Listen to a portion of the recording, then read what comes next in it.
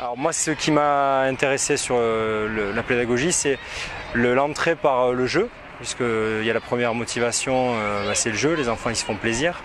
Et les séances sont bien construites, ce qui fait qu'au fur et à mesure de l'avancement de la séance, les élèves se questionnent. Et on va au-delà du sport, donc on arrive sur des problématiques de la vie quotidienne. Et je pars du principe que travailler le vivre ensemble de manière frontale, ça peut être délicat. On peut des fois faire allusion à des situations et des vécus un peu difficiles pour les élèves.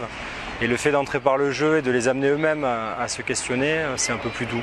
Voilà. Donc d'où l'avantage de la pédagogie active. L'élève, il est au départ actif, il devient acteur à l'issue des séances. Et voilà, c'est moins frontal, donc ça correspond à nos attentes à l'échelle de notre réseau.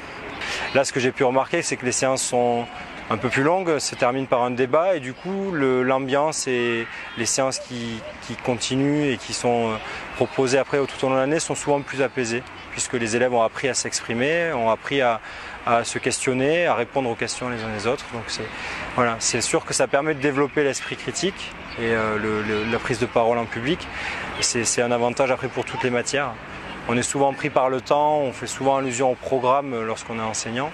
Et le fait de travailler avec la pédagogie, ça permet de concilier le sport et toutes les valeurs et tout ce qui est lié au langage oral qu'on pourrait ne pas avoir le temps de travailler à d'autres moments.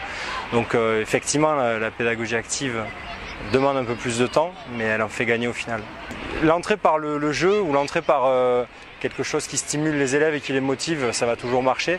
Et le fait de prendre le temps un moment en fin de séance, de revenir sur ce qui a été fait, d'en débattre et d'essayer d'ouvrir un petit peu, c'est applicable dans toutes les matières. On a tendance à pas toujours le faire, puisqu'on a beaucoup de contraintes au niveau temps sur une année scolaire. Mais le fait de prendre le temps d'échanger, d'écouter l'autre, ça peut s'appliquer partout, dans toutes les matières, mais aussi dans la vie, donc c'est important de le faire.